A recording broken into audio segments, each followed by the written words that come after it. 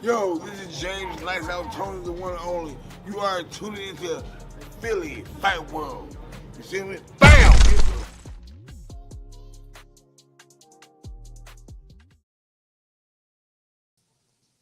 What up, everybody? Welcome to another session of Philly Fight World. As you always know, there's fight news, there's fight analysis, and then there's Philly Fight World, which is with Blake and Sooly.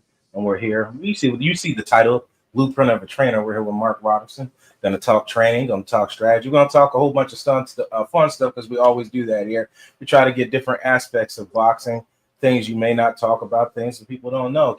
Media, the way media is in 2025, they highlight what they want to highlight, but we want to talk about and teach people things that they may not know. Gentlemen, how you doing this evening?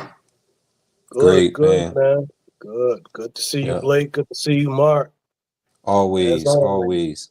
Same Yeah, thing, same here. Let's yeah. get it. We got an exciting week in boxing, man. We got fight week. Go ahead and say it, Suli. Say your line. I told you got to wear the shirt. Yeah, you're right about that, right? It's always something going on in boxing, and it's a good time for it, man. It's a good Here time it for is. boxing right now, man. Every week is something else, man. And we got a big one coming up. Local Philly guy, Philly, South Jersey. Got my man Cornflake Yes, going out sir. to Vegas, taking on Charlo. He's fighting one of the Charlos out there. Mark got the pleasure to be in his corner, and he's working with him. How's that going for you? So far, man, great. With me, you one thing about me is, and it's funny because the team is saying this, like being out here in Vegas and eating breakfast with these guys and lunch and all that stuff, we get to, learn more about each other. And they kind of like, Mark, man, one thing we finding out about you, like you just super cool, like super laid back, like you never sped up. It's like we can't tell if you training Iron Mike Tyson or just training like a local guy from around the corner. It's no different. Like my energy not higher, it's not lower. It's just like I always remain balanced, man. So working with Flake, it's the same thing. It's been great. It's given me a lot of highs, like from the inside. Like I'm loving it. The opportunity.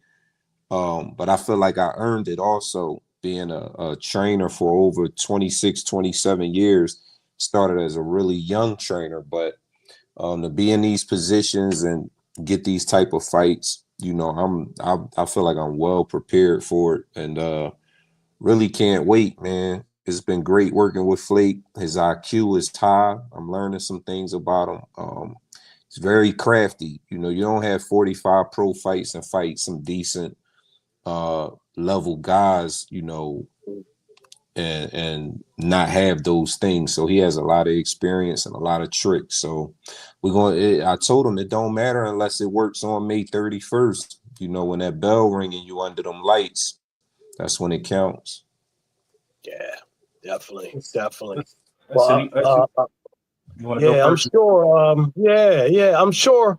Well, you bring, like you said, I didn't know you had that many years under your belt, bro. Mm-hmm. Yeah, over Yeah, 20 I years. started. That's something. Yeah, I started at Front Street Gym. My fault, y'all. I started at Front Street Gym. Under, man, the trainers that I worked under, man, they got me by like 2 and 3 generations. These trainers, some of them have passed away. So these guys would be today in their 90s, 80s, late 80s. I'm 50 years old, so I started, developing, wanting to be a trainer around the age of I would say like 23, 24. Because I was doing a little boxing myself, sparring with the pros, sparring with the amateurs, doing a lot of that stuff, but always had that the other side of my brain was working to figure out the trainer's aspect, how certain things worked. I always kept an ear to what the trainers were saying. I always followed directions. I always took little tips home. So uh, one day, man, I was just in the gym hitting the bag. This is no lie. I'm in the gym hitting the bag, and it was a very talented kid that I remember from our gym back then. I'm talking about like 96, 97. His name is Louis Castro. His dad had seen me in the gym hitting the bag, and he always liked my style. He would call me like, you got a little Jolton Jeff Chandler in your style, like the way you hit the bag. And I watched you spar. He's like, you remind me of Jolton Jeff Chandler. And he was like, would you mind working with my son? And I'm like, I'm only 23, 24. I'm still trying to be like an active little sparring partner myself. And here you asking me to coach your son. But I took on a task of coaching his son in the amateurs and took him pro. He went like 4-0. And the only thing about him, he just kept 1 foot in the streets and 1 foot in the gym. So he always told me, like, coach, if you're not working with me, I'll just stop boxing. So certain things, that he was getting into, I kind of wasn't feeling it. So, I'm like, dude, I don't want to see anything happen to you. I love you like a little brother. So we kind of parted ways on a boxing scene. I still love the kid to this day. He's probably like in his late 30s right now. But that's how it kind of really started, for me. But today I'm 50 and it got well over 25 years of coaching experience, trainer experience. Yep. Yep.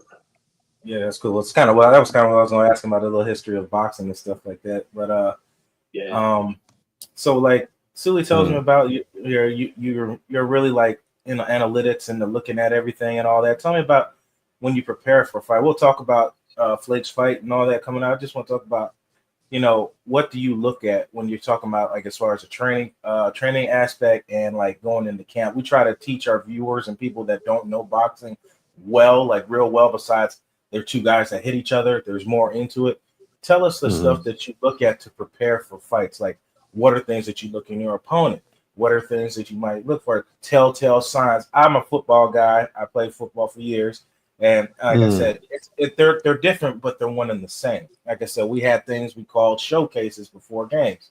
You have guys that have similar aspects or talents of your opponent, their greatest threat on the team, and you would try to emulate that.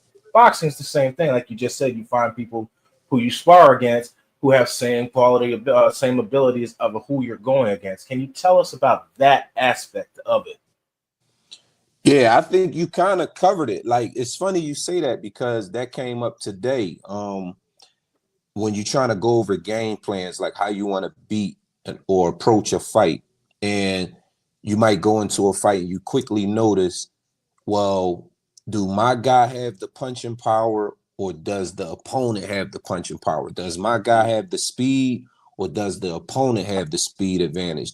Is my guy slicker or is the opponent slicker? So one of the things that I like to do myself after I'm, sitting in my basement, just breaking down fight film for hours, and just days and days, going into that week, just constantly breaking down fight film, is I like to come up with a plan of, I think it's just this simple to say, a lot of times for me as a trainer, is sometimes you have to beat your opponent with what your opponent is good at. Any outside of like punching power. So for instance, if your opponent is a pressure fighter, I like to draw up a strategy of 9 times out of 10, your opponent being a pressure fighter probably doesn't like pressure or doesn't know how to deal with pressure themselves because they're so used to applying it. They always coming forward, but do they know how to fight backing up? Have anybody ever forced them to back up? So if I'm going into anybody's camp with, or even if it's a fighter that I raised, like I have a kid named Beck who I just turned pro. If it's a fighter that I'm bringing up, we have to work on these things in the gym to be well-rounded. Okay, because you hear a lot of that talk. Well, such and such is stronger than this guy, or this guy is smarter, or this guy is slicker. So I say, all right, well, let's work on being slicker. Then let's find out how slick he is, and let's practice some of that. Let's get slick. Or okay, you saying he has a high IQ, meaning what? He knows how to control the pace of the fight, or he understands time, time management and different things like that. Let's work on those things, because 9 times out of 10, a fighter struggles with what they're really good at. So that's how I like to think. And this is where this term somebody just asked me the other day, well, how did you get the name Mad Scientist? And I said, kind of going into having a lab mentality of I go into a room and I got to really come up with a potion and the antidote of how to win a fight or strategize for a fight. And it usually just comes out like this, where I don't think it's rocket science. I think it's a lot of common sense. And I'm finding out that common sense ain't so common. So That's true, a fact. true statement. That's a true statement, yeah. bro. Yeah. It's funny when as soon as you said that about applying what the opponent does best to basically reverse it. As soon as you said that, I thought about old fights, and I started thinking about that Mike Tyson Evander Holyfield fight, where Evander went right at Mike. You know, of course, Mike was used to applying that pressure to all his opponents, and mentally, he probably beat most of his opponents mentally even before they got in the ring. And so once they got in the ring, you know, Mike was just straightforward, head on.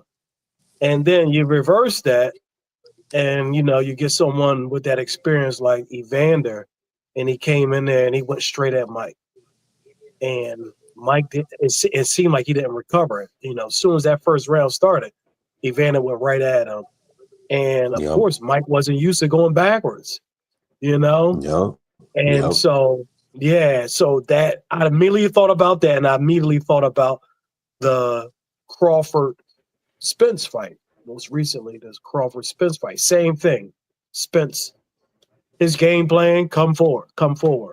And where Crawford kind of just stood in there and said, no, I'm not letting you do that. And took it to him. Two factors happened in that fight.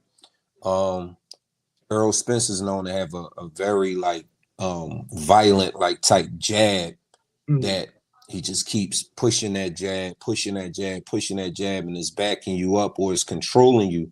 And now he's like breaking your body down, but everything is really coming behind him, just pushing that jab.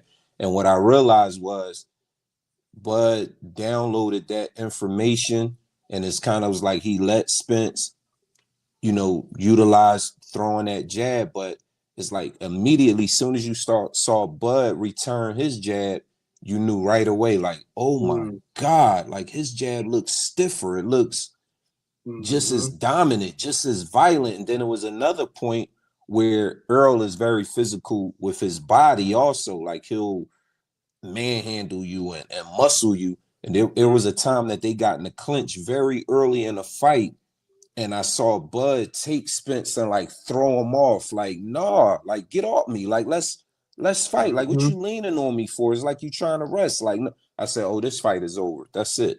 Those are the small things that I automatically pay attention to. It's like, man, those are small details, but they become the biggest factors, the biggest things that changes fights. But that Evander Holyfield, Mike Tyson, I'm gonna give you one more. I want to go back to that one. I showed people in my gym the other day, this is no lie, about 2 weeks ago, everybody in there training, and I said, we was talking about the intimidation factor, about intimidating fighters. And I said, well, we all know Mike Tyson was the man when it came to intimidating fighters, like you said, before the first bell. That I can't remember if it was the first. It had to be the second fight. If you go to where the referee calls them to the center to give them the instructions, go on YouTube and look at Holyfield staring at Mike Tyson directly in his eyes without blinking, not one time, and look at what Mike Tyson does. He looks at Holyfield in his eyes, then his eyes start to move like this, like side to side, like he couldn't look him straight in his eyes. Then he actually looked down at the ring. Everybody in the gym went crazy. They like, Coach, how the hell do you pay this small shit like so much attention? Like, how did you recognize that? I'm like, that's how much I buy into the little things. Like, Mike literally dropped his eyes. He couldn't maintain a stare. And when he looked down, I said, yeah, Evander got him again. Like, Evander never blinked. It was like he was looking through Mike Tyson's soul. I said, oh, this fight is over. That's it. Before the bell even Mike tried to come out like a savage, but I said I think that was just some front running shit. Like it was over, man. It was over. Yep. So those are the things, man. Yeah, and Blake, I'm gonna tell you, when I was in the gym not too long ago, this was what was it? It was before the Tank Roach fight, and I was in the gym, and I told Mark, I said I was in there, doing some video, just doing some filming, and I could hear Mark talking about the fight, and I could hear Mark talking about Roach's foot location, and how he fought, and that's really the first time I kind of heard somebody get into detail about foot placement and the way they angle their body to an opponent. I might have heard it before here and there, but I could hearing Mark kind of break it down. It was like, oh, he's this brother got something special than a lot of other trainers or analysts don't have. And how he just sat there and he was just gazed at that screen, and I'm looking like, wow, I'm learning something just by watching him. So it was just like, wow. I said that this brother knows what he's talking about, man. Well, Sooly, we get into this boxing thing. I know football's a whole bunch, and that's what separates, good athletes from great athletes is paying attention to the small thing. Everything Mark said is 100% accurate. That's how player coaches should look at things, and that's how high IQ players look at it. There's small things that you look at. There's things when you're in the game. There's the small things that you can pay attention to. As a guy lingering on an injury, I could beat him on an inside move on his left leg. He's laying pressure off of that leg. I could beat him on this side. He's fatigued on this play. Hey, on this play that they normally do this in these formations from watching tape. It's real small things that you pay attention because people, I'm sure Mark has taught this, is don't give away things that you're doing with your bad habits. I'm sure Mark's told his fighters that, and it's like I said, it's the same in all sports. It's the same thing when wide receivers line up. Don't lean certain ways. You give little small tail signs, and a great high Q athlete will realize what you're doing and recognize and have a jump on it. Like I said, it's the same thing in all sports, but I could watch tape for hours and I'm like, this guy does this. He leans on this hand like this. It's just there's small stuff like that, and there's basically answers to a test, is what I'm saying. You can find answers to a test from paying attention to small things like that. Yep, facts. And me, like I said, I'm a boxing fan. I started as a boxing fan, of course, doing, Philly Fight World. That's brought me more closer to fighters and trainers like Mark. And so me as a fan, and like you said it earlier, Blake, we was talking about, what we're trying to do. We're trying to educate, teach the average boxing fan, teach them that is much more, like you said, it's much more than just hitting each other in the head and the face. There's some strategy. There's little things, as Mark said, that goes into a particular fight that the average person doesn't even know. The average boxing fan or just probably watching doesn't even understand or doesn't even notice. And so I'm glad you broke that down like that, Mark. That was, and you too, Blake. Those little intricate things that we miss, that the good ones, like you two both, both of you don't miss those things. So thank you. It educates me, man. It makes me even a fan even more, watching and learning from you guys, man. So any coach will tell you, any coach or any old veteran in any sport, boxing or football, basketball, you'll hear the same line: your talent only gets you so far. I said the rest is work ethic and heart. I said that's what sets you above everybody else. There's levels that people are satisfied in reaching, like when they were like, oh, I'm just happy I made this. And you could tell by the way that the work ethic stopped when you got to a certain level, and there are those that want more. Like you're talking about Jerron and his boots, and when we talk to them, he's like he just doesn't see that. He wants to surpass this, and he fights as such. And you guys seen this, especially Mark. You've seen this in fighters. You could tell when they know mentally they've reached the pinnacle where they don't have the dog in them anymore. You can see it. That's where that gear has changed. And I mean, that's honestly how you separate. That's how you separate people. That's how you can tell. Yeah, speaking of that, we have a coach you may have heard if you been a big fan of boxing for years. We have a coach in our gym by the name of Eric Harding. Coach Harding, man, Fort Roy Jones, the first one to beat Antonio Tarver in the pros. Eric Harding has been with us at our gym now for probably close to 2 years. And outside of his knowledge, which he brought a lot of knowledge and information to our gym, he's been like a breath of fresh air. If you can get past the whiny voice and him being loud and doing a bunch of yelling, which, I'm used to all that, but we laugh at him when he starts getting into that. His work, man, the work ethics that he's brought to our gym through not only his fighters, but it's transferred to the fighters that I train. And now what we've done, we've decided like, okay, Coach Eric, we've heard and I've shared with these guys, the members of the gym, sometime I'll put his fights on YouTube because they may have not known who he was because, these fighters are teenagers in the early 20s. Me and Coach Eric are both 50 and above. So it's like, once I got them to understand and gave them a lot of information and insight on who he was, it's just like, listen, man, all right, I've been coaching over 20 something years. You're a former fighter at the highest level. I'm sure you see my work. I see your work. Let's come together.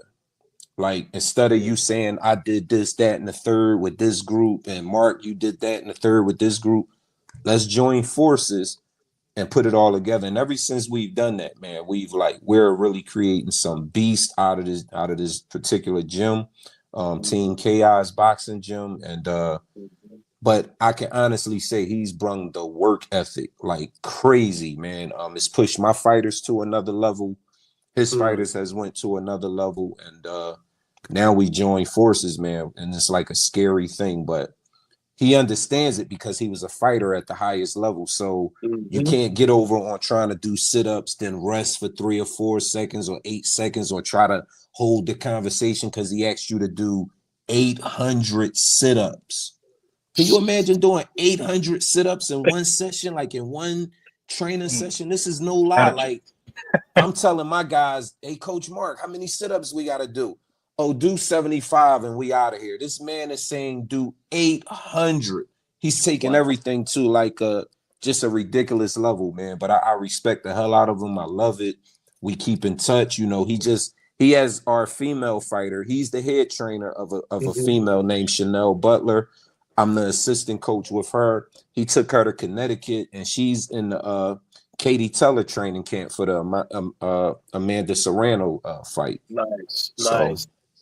Yeah, we doing some good things. Yeah, yep. Eric was a very good pro, man. Yes. That fight against Roy Jones, let me tell you, he was giving it to Roy that fight, man, and he got hurt that fight. Yep, towards his arm. Yeah. But before he got hurt, he was giving it to Roy, man. Yep. So if anybody definitely didn't see that fight, they need to pull it up on YouTube because Eric Harding, man, he was a heck of a pro, and yes, this one Roy was in his prime too. This was definitely a prime Roy, and he was giving it to him. So yeah, thank you for that education right there, bro. Yeah.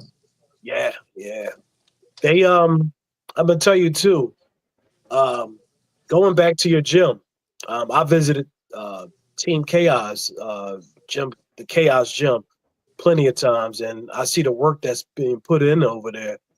And is Stasia still working up there? Stasia? Yep. Under Eric Harding. Right. He's working with her too.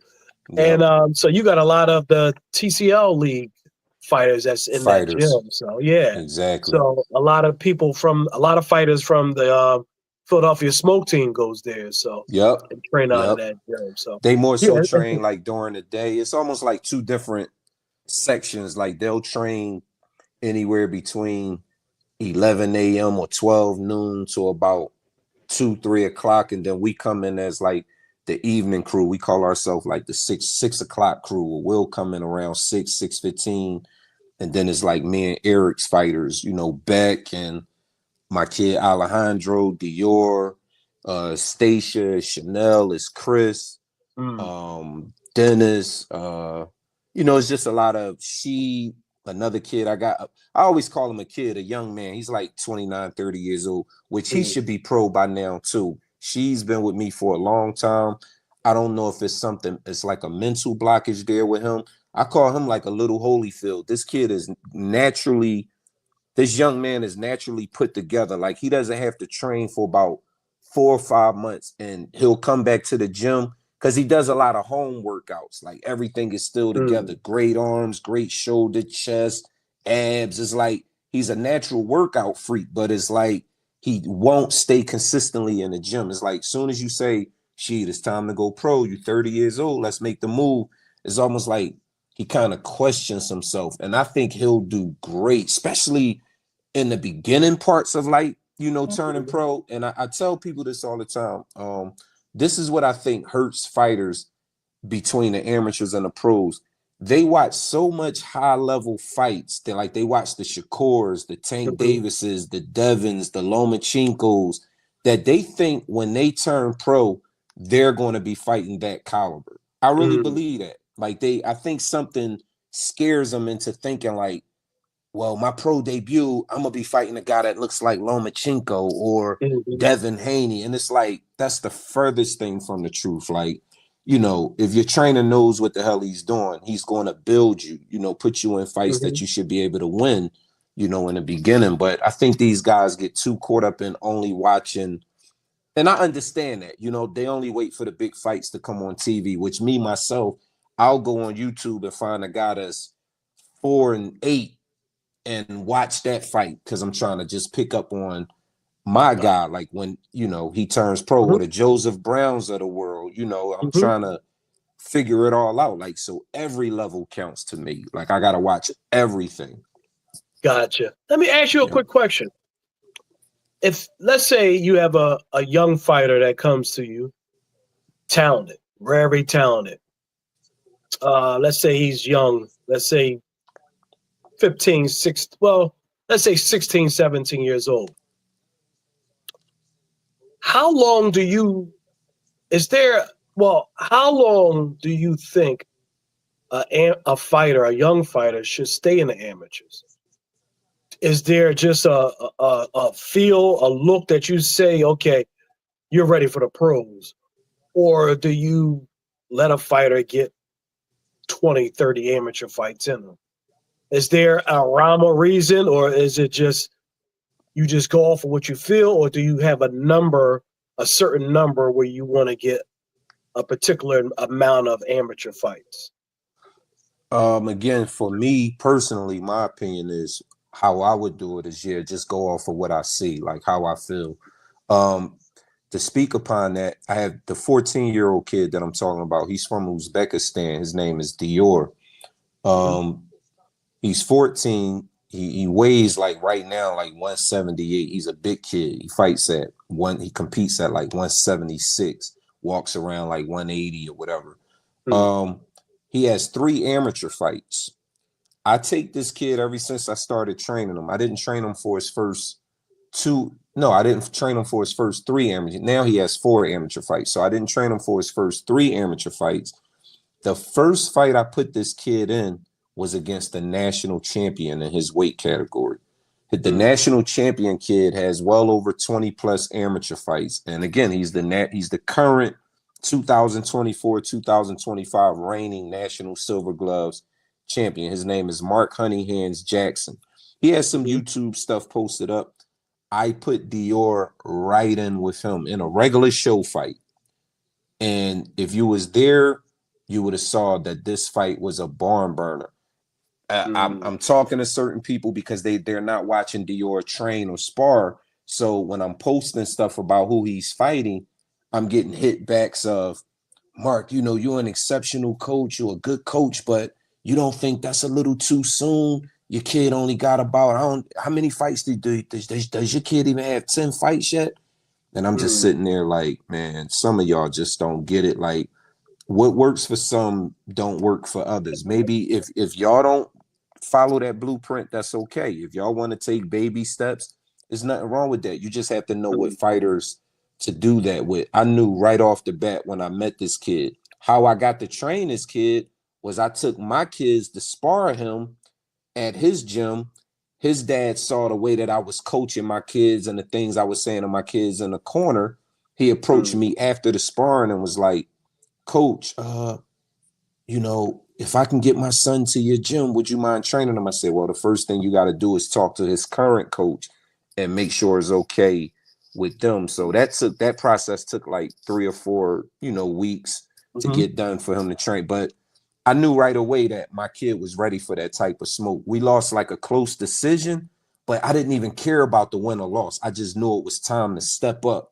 So yeah, for me, it's like you just know when certain people are ready to make that jump from amateur to pro, or they ready to take on a certain level of competition. I just go with what I feel, what I see, but more so like, yeah, it's time. Like, yeah, it's time to make that move. Beck story was he couldn't compete in the nationals because of the citizenship process. So since he couldn't compete in the big tournaments, that's what I did. I said, Beck, well, you got to turn pro, man, because you're too good to just keep sitting around doing these little local show fights. You got to make that move and go pro. And he never second guessed it. He was on board, and that's what we did.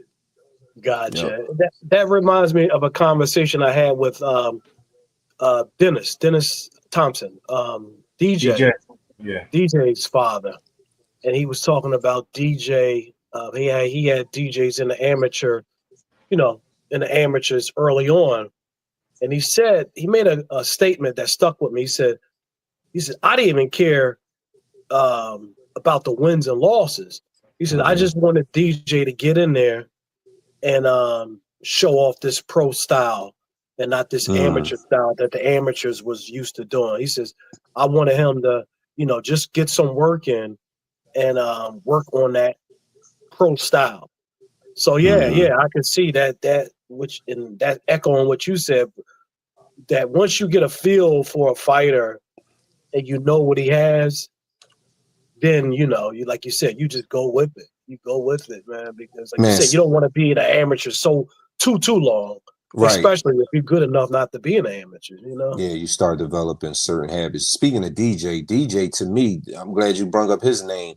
He one of them ones. In the amateurs, I thought he was solid because he could fight and he's super competitive. But as a pro, like as a young professional, to me, he looks way better. That's way more of his lane. Like, he looks super solid. And I'm just glad his father and his training staff, Coach Pooh and all of them, they knew, they got tons of experience. So they knew right away too, like, yeah, we're going to get you fighting some of the best guys in the amateurs just to keep you busy and prepare you. But ultimately, you're going to be amazing and do amazing things as a pro. And to me, he looks way better as a professional fighter, way better. Damn. Yep. There you go. Yep. There you go. I agree 100% with that. He's looking good now. And I think he's about 4 or 5. What is that? 7-0, Blake, something like that. Yeah, something like that. Yeah, 6-0, something. But and you can see when he's fighting the advantage he has over his opponents. He just looks more comfortable in there. And like echoing what you saying, man, that he just has that pro style. Some, like you said, some fighters you just see it in them. Like you say, it's no need to stay amateur. If you got that pro style and you as a trainer, you as a coach, what he has, go for it. Yeah, you got to know how to move him. Again, it's not, you don't have them fighting the Lomachinkos and Tank Davises in their 5th pro fight. You move these guys accordingly, you know, the right way. You Mhm. got to check box rec. You got to know, because again, and looking at a record is not always a way to move a guy. Just because you see a guy that's 4-12 doesn't mean you just go barking up that tree. You got to study. You got to look at that guy's background and see who he's been losing to. Because a lot of these guys with losing records, man, they are punchers and will still cut your lights out if you're not careful, especially with these little 18-year-old kids and 17-year-old kids turning pro, and you fighting them against 30 and 35-year-old grown men. That's not always safe. You got to know what you're doing. Got to know what you're doing. Yep. I agree. You want to talk about the upcoming fight with Flake a little bit? Yeah. Well, of course, we don't want you to let out any secrets out the bag. No, of course not that. Upcoming fight, but I'm sure. Well, you're the mad scientist, so I'm sure you got your game plan that you done figured out already. How is Cornflake looking? I mean, he's ready. He's focused. I would say so. Yeah. It's been a lot of fun. It's been a lot of seriousness at the same time. Flake is, again, 45 fights in. When you come into a camp and you got about, I could say once this week wraps up, because this is fight week, I'll have about maybe 6.5 good weeks as far as the duration that I've been working with him. You don't come in and, again, really change anything major. If I tell Flake, if I've been working on something with Flake for the past 3-4 weeks strong, and I'm trying to get him to really do this in this particular fight, I already know when the going gets tough, Flake gonna resort back to what Flake used to doing. Flake has a head coach, Coach Reg, that he'll, depend upon in this fight. He'll listen for that voice, because they've been together over a solid 8 to 10 years, if not longer. So my job is to come in and just provide what I call like being alert. Like, again, the small details. Having your hand here and having your hand here and having your hand here is 3 different positions. So I'm just trying to keep, I'm the eyes. Like, I'll sit back and watch Coach Reg and Flake do the noodles in the ring, and I'll be paying attention to the footwork. I'll be paying attention to Flake stepping around. I'll be paying attention to something I call shoulder to shoulder, where once you finish a defensive move, whether it's rolling a hook or slipping a right hand, that where our head doesn't wind up straight down the middle. It's like roll a shot, but then go off shoulder, lean to the left shoulder, lean to the right shoulder. That way we take away Jamal Charlo's favorite punch, the left hook. Jamal Charlo also has a great right hand. He throws sneaky uppercuts. So it's just those little things, man, that during this camp I've been trying to just keep Flake attentive to the small details. Focus on the small details. There you go. Yeah. Well, it's going to be an exciting fight, man. I think it's going to be exciting. This is a great opportunity for Cornflake, because, and me and Blake had plenty of conversations about the fights a couple of weeks ago with Rolly and Ryan Garcia. And so how the great machine of the boxing world just had Haney and Garcia Part 2 already signed and dotted. And they kind of look past Rolly. They did. I think this is the same. What did you say this week? This is the same menu. We didn't seen this written before, so it's a great opportunity to throw a wrench right into that miss of plans that they have, man. And I'm ready for it, man. I hope it happens. I'm always going against the big machine, and I would love for Cornflake to get this win. And because basically what they're doing, they're looking past them. And we could just be blunt about that. I mean, you got what we call it, a placeholder. What's the word we use? It's a placeholder. Yeah. And they made this card just for the rematch with I shouldn't even say rematch. They made this card just for Charlo and Plant. Yeah. They got them fighting on the same card. They know that they have beef between each other. And so, I think that the machine has done that, and so it's a little disrespectful if you both opponents on either side. And that's more of an incentive to get this win, So it would be a great win, man, for Cornflake to get this one and to move on with his career, man. Whatever he decides to do, afterwards, Yeah, he's not a young guy no more. So right. Cornflake is very intelligent, owns some businesses, got some partnerships in businesses. So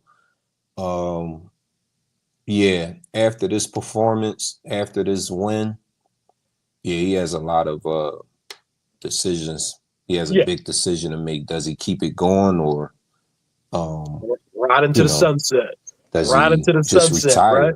But he'll have those Ride options into the sunset on the table.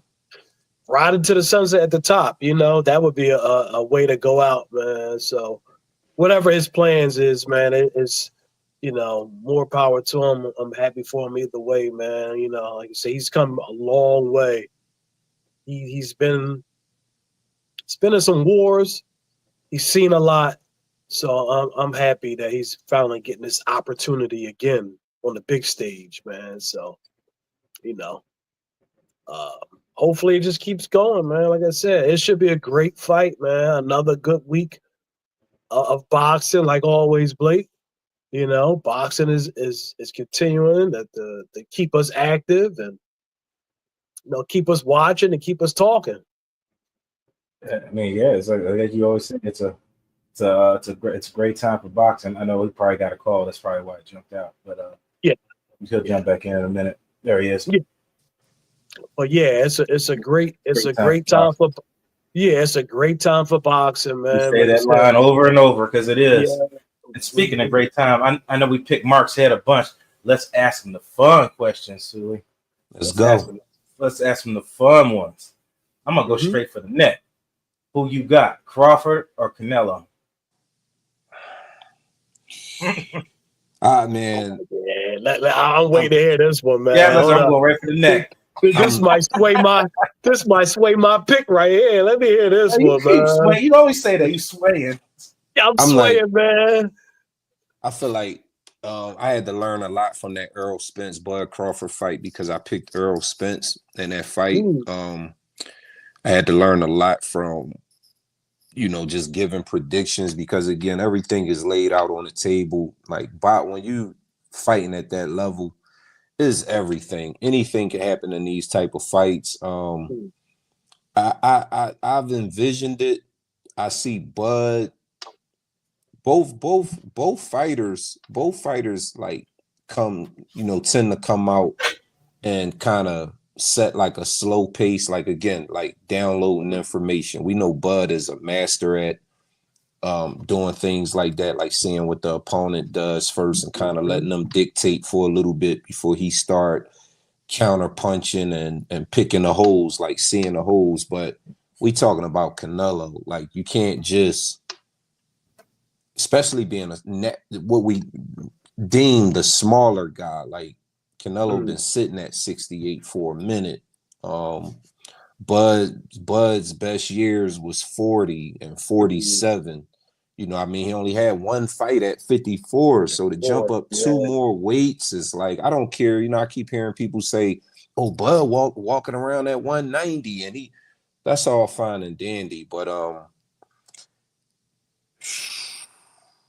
that's tough. I see Bud having his moments, like some solid moments, but it's almost gonna be like your grandkid or your kid when they were little, like walking up to you while you trying to watch TV and they hitting you in the face and trying to get your attention. And no matter how hard they punch, it's just not doing any damage. So Bud is a beast, but I think he's a beast where his best days were 47 and then maxed out at 54. 60 and 68 is a lot of extra weight. Those are some big dudes.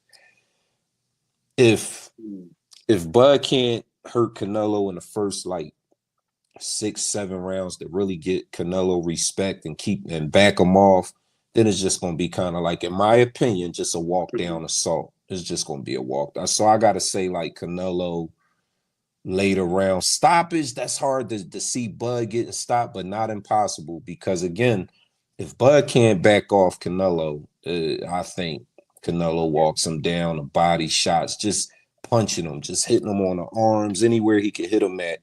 And we know Canelo throws with bad intention. So I got to favor Canelo. I got to be honest, just because of the weight. That's just a lot of weight. That's a lot of weight. That is a lot of weight. And with the saying go, they make weight classes. You know, it's the For a reason reason. why they make the weight class. Yeah. So, yeah, that's it's good to hear your perspective on that fight, man, because I think you described it perfectly. The power of Canelo against the craftiness of Crawford. How long could you stand in that ring against that power? You know what I mean? At the age of you know, like you said, this is not prime Crawford. Right. This is not the 147 Crawford. Right. Mm-hmm. How long can he stay in there at that 168-pound limit to kind of stay in there enough to keep Canelo off of him? That's what it's going to come down to. So I'm still on the fence, but you know, it's a little bit more clear. I mean, that's basically the fight right there. If you had to draw a study on the fight, that's it, Blake. No, that's a good breakdown of it. I didn't think about it in that aspect. Of course, that's why he's the mad scientist, as they call him. That's why. Hey man, I'm not perfect in no way, shape. Like I said, man, they killed me over that Earl Spence Bud Crawford fight, man. Because I said Spence was gonna punish Bud. I'm just like, Spence is just too menacing. And you know, again, you hearing a car accident, Mark, but coach the car. And I'm like, all right, but he was in that car accident when he was beating my guy, Danny Garcia, and you know, Ugas and this one. You know what I mean? I'm like, he was in that car accident when he was just punishing them dudes. Even though I know Bud has a different mind, but I was just like, that push jab, because it's not really a snapping jab. I mean, he's just like pushing it and he's physical, he's bumping you. I'm like, I just think Bud coming from 135, that's all I kept playing in my head was that. Bud is 135, man, coming up to 147. So now thinking about it like that, it's like, here we go again. Yeah, here we go again. Same scenario. The 147, but moving up to 168. Canelo. He does that, man. You got to be talking about Bud being a top 10 fighter ever. Like, because that resume would just be crazy. Like, it would be crazy. Yeah. To go up in those weight. Yeah, if he wins this one, go off into the sunset. Yeah, like I said with Cornflake. He said, "This is it. This is it." Let's talk about this one. Do you think it's worth Boots fighting Lopez? Lopez is talking a lot. Tio wants that. Surprised. Yeah, Tio wants that fight. I think he wants it for the money, but before you answer, me and Sooly came up. I was like, Boots, we've interviewed Boots, and he's on the tip. He wants to fight for belts. So the first name that comes out is Norman. We'll get to that in a minute. I said, but, you know, Tio, do you think Tio will be more of just a resume fight? Be like, oh, he's got that on the belt, because obviously there's going to be no hardware on the line, and he shouldn't waste his time fighting it. It'd be great for boxing, for fans, and everybody would love to see it. But is it worth Boots' time? That's kind of like where we're at. Of course, money talks, but that's where we're at as far as what Boots says he wants. Yeah, that's the sad part about the sport, that you got to pick a side. You got to pick the side of, like they say, money. Then the other side is legacy. Like, yeah, what are we really fighting for? Like, I'm not afraid to fight you. As they say, no fighter is really afraid to fight another fighter. But then it just comes down to what's on the line. So, right, like, I would call it. I wouldn't call it a high risk fight. I think Boots schools T.O. I think Boots again too big, naturally too big, too talented. I think he stops T.O. in the middle rounds. T.O. will move. It's not like he's a dud. Like he knows what to do in the ring. But I think once he get too much fun. Yeah, even the simulation perspectives.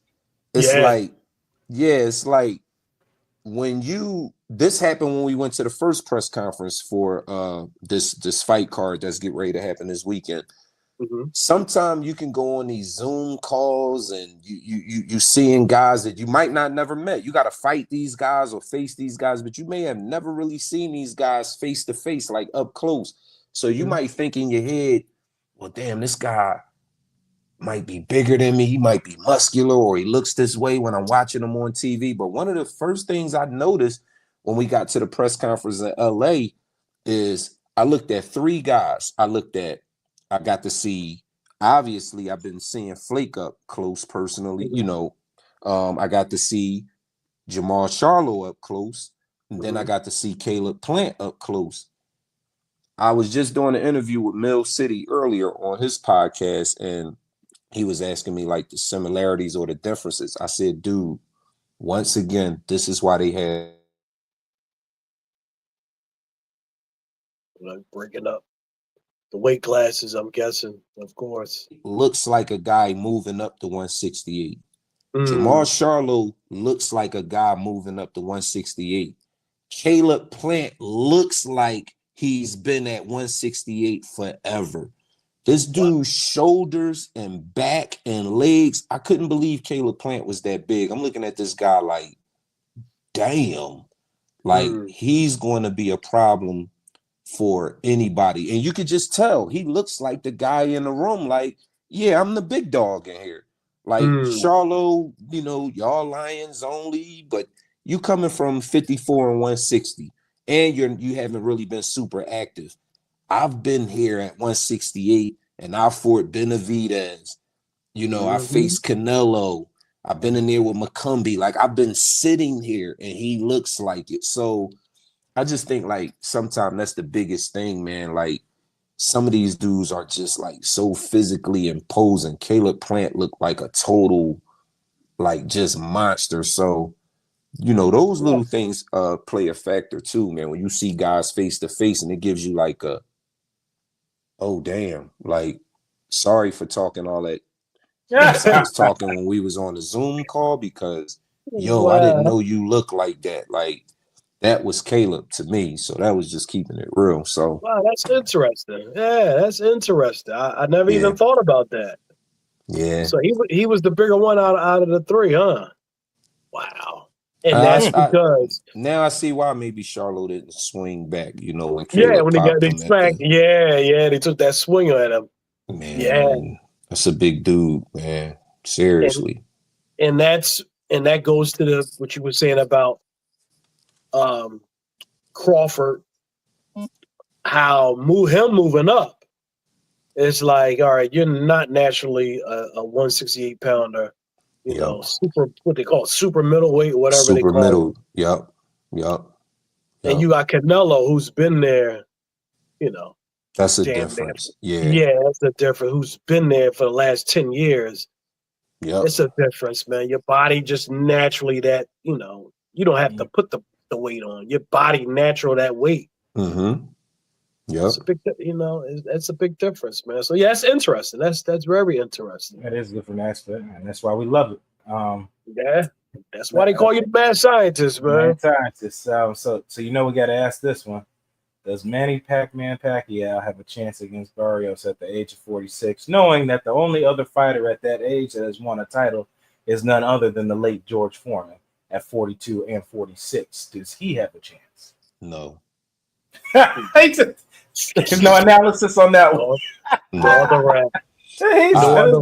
I'm going off of what I've been seeing. It's sad. This has. So you're not buying the Manny videos with the hands and all that. You're not buying. It's terrible. But I always say, don't believe the hype. It's terrible, man. I agree. I agree 100%. I agree that you can't a But 46-year-old man. Come on.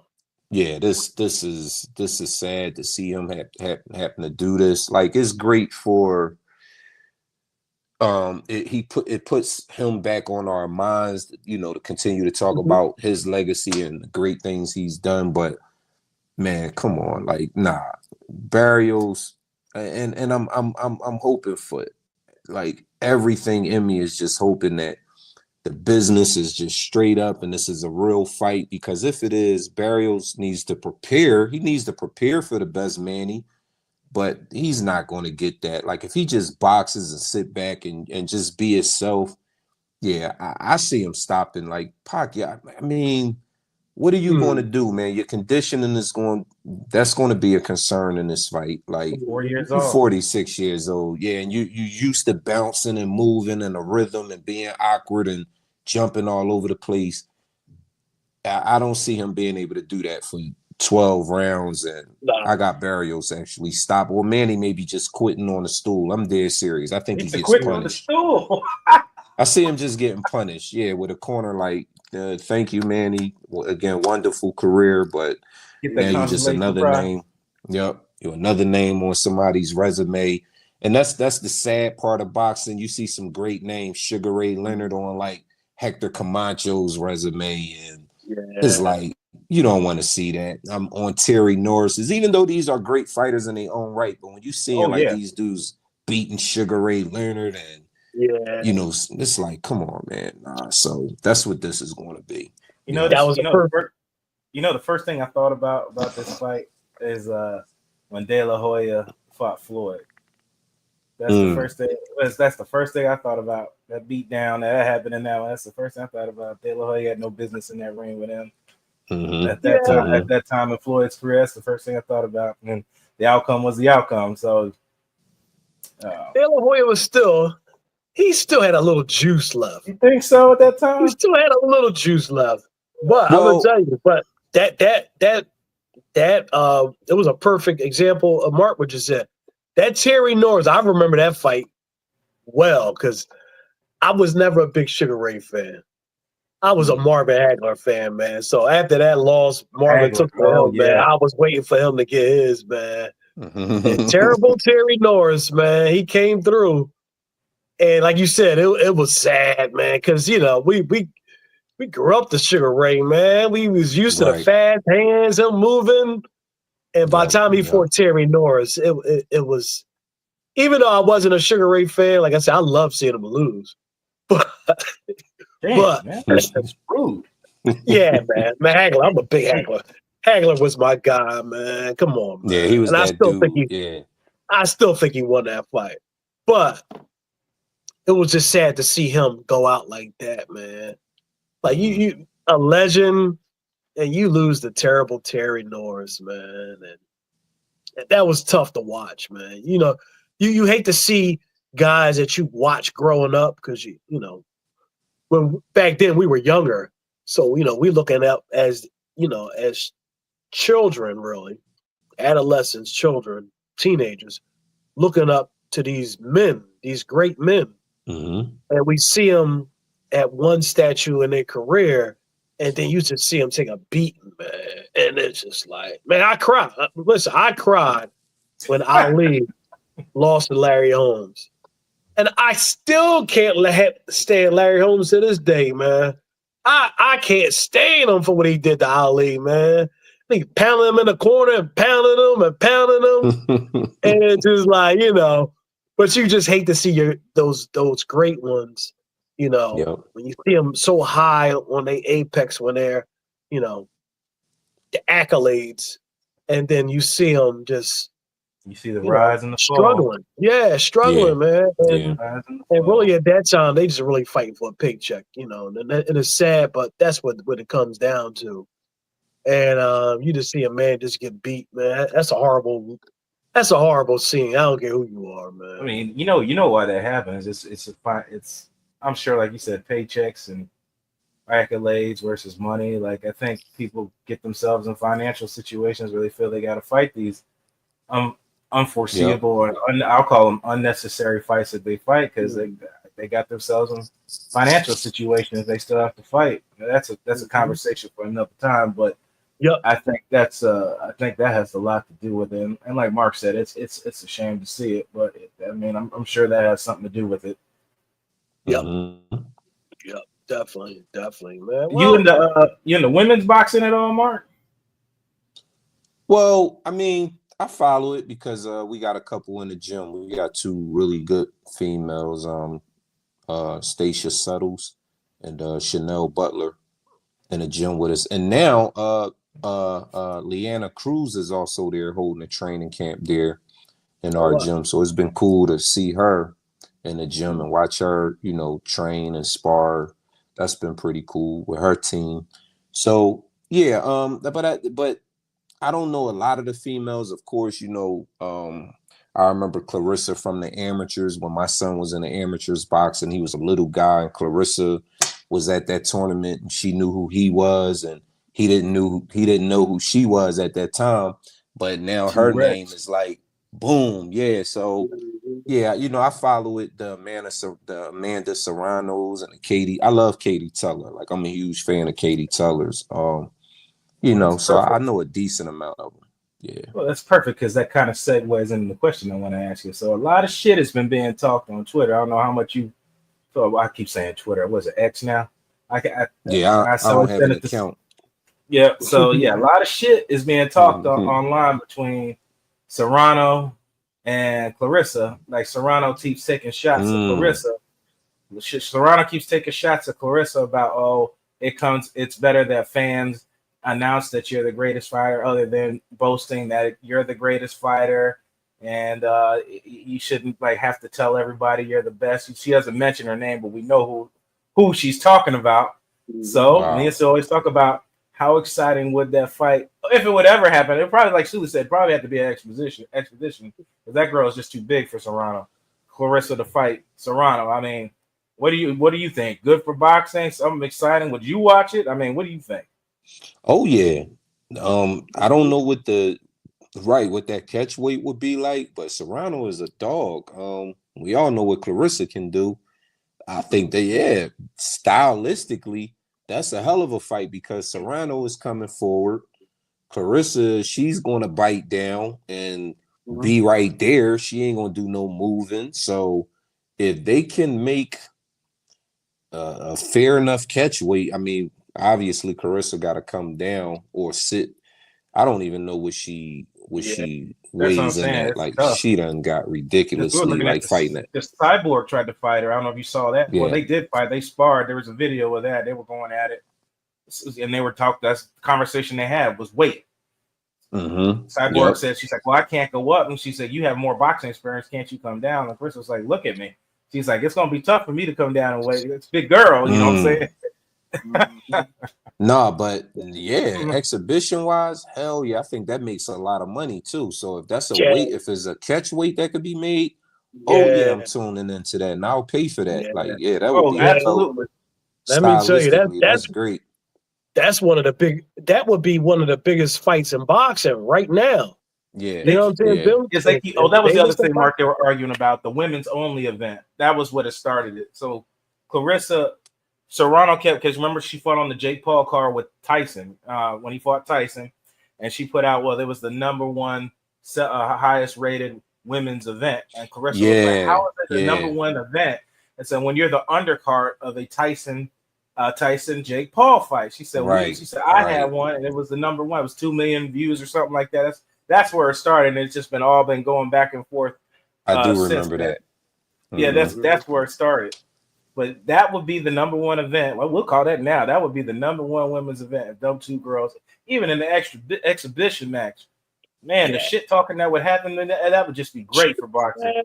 That would be one of the biggest fights in boxing, period. Men and female. Well, I tell y'all what, y'all the media, y'all, make it happen. Well, in that media ring, y'all gotta keep talking about it. Y'all gotta keep pushing that narrative. That's how it usually goes. Get them hashtags out there. Yep. Keep pushing that narrative. Before you know it, boom, and then people won't even. Well, damn, how did this really come about? That's why I say, man, I'm one of them people, in life that for something super big to go down, it starts with the smallest things, man. It's always like that's how it grows. So don't never say like, oh, our platform not big enough. But I tell everybody that I feel the same way as a coach when people get to talking about Bo Mack and this coach and that coach. I'm like, look, pound for pound, in my heart, I'm right there. It's just about the opportunity. So you know what I mean? Listen, man. And let me tell you, man. Yeah, I'm gonna tell you, I didn't mean to interrupt you, man, but from what I see, you're one of the best out there, man. And I've been around, like I said, a lot of trainers, man, and I know a lot of them. And I've been fortunate enough to watch you guys, and you're one of the guys that I like to watch and listen to because I learn from you. You know, but Appreciate I it. mean, and you got your, you know, don't take this for granted. Of course, I'm sure you're not, but you know, you're on a big stage right now, of course, you know what I mean? And just do what you do. People recognize it. You know what I'm saying? It's being recognized because you wouldn't be in the position that you are now if it wasn't. Yep. So definitely keep doing what you're doing. I mean, you got the years in, but hey, man, it's happening. It's happening, and more power to you, man. Thank you for coming on and joining us and talking to us and educating us. It's been fun, man. Hopefully, maybe talking to you after the fight too, man. And you know, yeah, for sure. Yep. And no matter the outcome, let's get it. Yeah, hopefully we get that. Well, we want that win. We definitely want that win, man. Yeah. And you know, definitely we definitely want to keep talking to you and continue to talk about boxing. And you can educate us along with the listeners more, man. So thank you for that, brother. So appreciate your final thoughts, Sooly. You got that in? Yeah. Anything you got, Blake? Anything you got? Listen, we could be talking. Listen, this conversation could go on all night. Oh man. yeah, all day. You know what I mean? This is like, damn, man. But we like. I told you before we even started, Mark. We're fans of the boxing first. You know, we're fans, and Blake has come aboard, and you know he's really guiding this. You know, right now, and you know we just talk sports, man. We talk boxing. We talk sports in general, but definitely boxing, man. And boxing is every day, man. We send each other something. Every day. And it's a great time. Like I always say, it's a great time for boxing because it's a beautiful time. I think it's the best time that it's been ever. And that's pretty much what I was going to go with as my final thoughts. I was going to say give credit to Mark and all the boxers everywhere that you guys have put boxing back in front of UFC and MMA. It's because of you guys have done that, staying vigilant and doing what you're doing. I know you may not think about it that way, but me and Sooly talk about it. And like I said, we're talking about boxing every day. And you guys, I talk about boxing now outside of being on here more than I have ever with people. And that's accreditation to you guys, training all the fighters and everybody, staying vigilant. And between that dead period after my thoughts kind of went dead after the Floyd Mayweather era, there was a dead period around that time. And now all you're talking about is boxing over and over and over now. Every week there's a good fight. We're talking about fights that could happen. It's ongoing. And Sooly says it all the time. It's a great time for boxing. I just want to give credit to you guys. Yeah. If you got anything, Mark, any final thoughts? No, man. I enjoy doing this, or whatever. Man. Yeah, I'm a big fan. I enjoy doing this.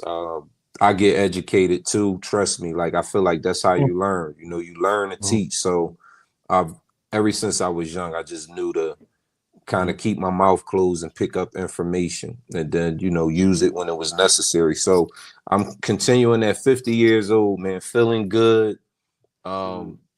Being married, man, just going into the family thing, having a beautiful wife at home, a supportive wife. My kids are all grown, they flourishing, doing their thing. So this is for them. This is for my young fighters. This is for Beck. This is for Alejandro. This is for Dior and everybody at the gym. Sheed and, you know, just the collective group and all the fighters that I ever touched, man, because I've been able to work with the Mason brothers. You know, this for me started in my home garage, like a little small humbling garage that people been following me for years know exactly what gym, what garage I'm talking about. So to have the Mason brothers walk through those doors and punch on those little bags that had my dining room table shaking upstairs, and my wife like, y'all, sometimes y'all can't be down there training. And I'm like, babe, this is all I know. This is what I love. So she put up with that for years. And I believe that this type of fight of this magnitude will, regardless again of the outcome, because I just keep it real, whether we win, lose, whatever the case, I just want to thank Flake, Coach Reg, that whole team for, bringing me on, feeling like I got the knowledge and the expertise to help them out, to get the job done. And we will, I feel like we will. This is the start of something big, man. But this is from, like, again, years and years of just hard work, staying humble, not looking too far ahead, not letting, feel like people were above me, but just kind of doing my own thing, staying level-headed. And this is one of the pinnacles. This is 100%. One of the moments you get from that. 100% agree, man. Yep. Absolutely. So I thank y'all for this platform too. Yeah, man. Thank you. Hey, man. Thank you, man. Thank you again. Yeah, definitely. Gentlemen, good talking to you, brother. Good talking to you, man. Yes, sir. Yes, sir. I'll be talking to y'all soon. Blake, great meeting you, man. You got a great mind, man. I could tell he one of the guys I would enjoy talking about sports and life too, man. It's like a good dude. Yup. Yeah, good guy, man. Blake is a good guy. We'll talk again. Hopefully soon. I'll get down there and check you guys out. Now I'm doing a lot of traveling with Sooly, checking out these gyms and stuff like that. Like I said, I told Sooly after the last football season I would get into this with him, and then we've hit the ground and we've just been running. So, like I said, we're always planning and traveling to check these fights out and talk to you guys, and that's what we're gonna do. We're gonna keep doing it. All right, listen. Lastly, once y'all do this, however y'all gonna do it, and y'all get it all together to release it, make sure I get it so I can post it on my page, whatever hashtags y'all like. Oh yeah, absolutely. Hope get it out there for y'all. And mention how can people get in contact with you? Yeah, okay. My page is I just really do Instagram at Mad Scientist of Boxing. I can't really spell it out. I hate even trying to spell at 50 years old, man. You know what? I'll do y'all a favor. I'll put it in the description. I'll save y'all time. I'll put it in there myself. My God, that's what I'm talking about. There you go. Mad Scientist.